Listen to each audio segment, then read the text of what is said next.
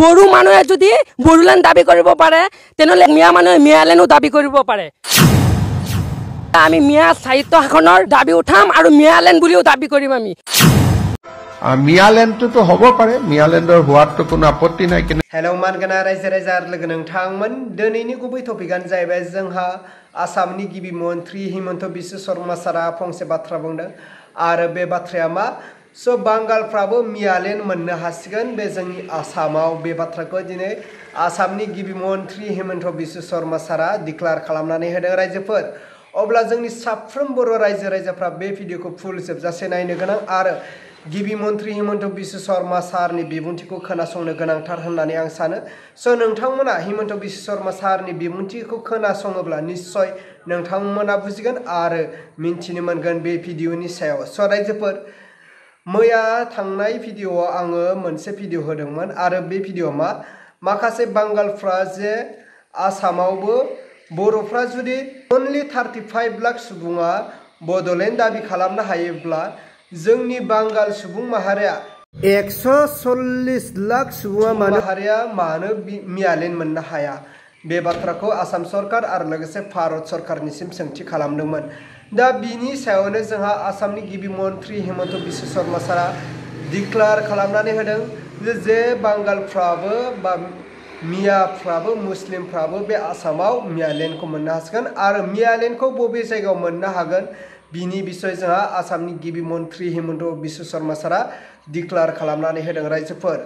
दा गुबै बाथ्राया बेसो रायजोफोर जोंनि बर' हारियाव दिनै दासिमबो एसेग्राब बोसोर जोङो आसामनि थागिबि हिसाबै दिनैहाय बड'लेण्डनि थाखाय सोमावसारबोदोंमोन, बड'लेण्डनि थाखाय जिउ बावबोदोंमोन। नाथाय मुस्लिम हारिया बोरै बे जोंनि आसामाव मियालेण्ड मोननो हानो नङा होनब्ला रायजोफोर? दा बाथ्राया बेसे सोंथि जोंनो बर' हारिया दासिमबो जोंनि जे नंगुबै थागिबि आरो जोंनि जे सोमावसारनाय जोनोमनिफ्राय सोमावसारबोनाय आरो जोंनि जे थांखि बेखौनो जोङो मोनफुंनो हायाखै। नाथाय मुस्लिमफ्रा बोरै जोंनि बे आसामाव मियालेण्ड मोननो हागोन दा बेसो नङा होनब्ला रायजोफोर? दा बिनि सायावनो जोंहा आसामनि गिबि मन्त्रि हिमन्त बिश्व शर्मा सारा डिक्लेयार खालामनानै होदों। मैया थांनायनि दिनाव बांगालफ्रा जे आसामनिफ्राय लानानै दिल्लीसिम मियालेण्डनि थाखाय सोमावसारगोन बे बाथ्रा बुंनायनि सायावनो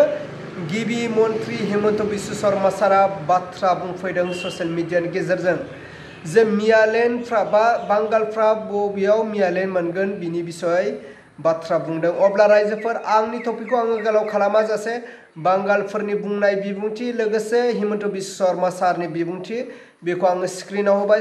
नोंथांमोना खोनासंलांदो। বড়ো মানুহে যদি বড়োলেণ্ড দাবী কৰিব পাৰে তেনেহ'লে মিয়া মানুহে মিয়ালেণ্ডো দাবী কৰিব পাৰে। আমি মিয়া সাহিত্য শাসনৰ দাবী উঠাম আৰু মিয়ালেণ্ড বুলিও দাবী কৰিম আমি।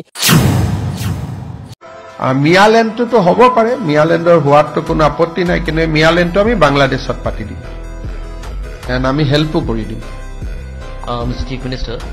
বাংলাদেশত বহুত মাটি আছে আৰু যদি বাংলাদেশত কষ্ট হয় আফগানিস্তানত বনাই দিম।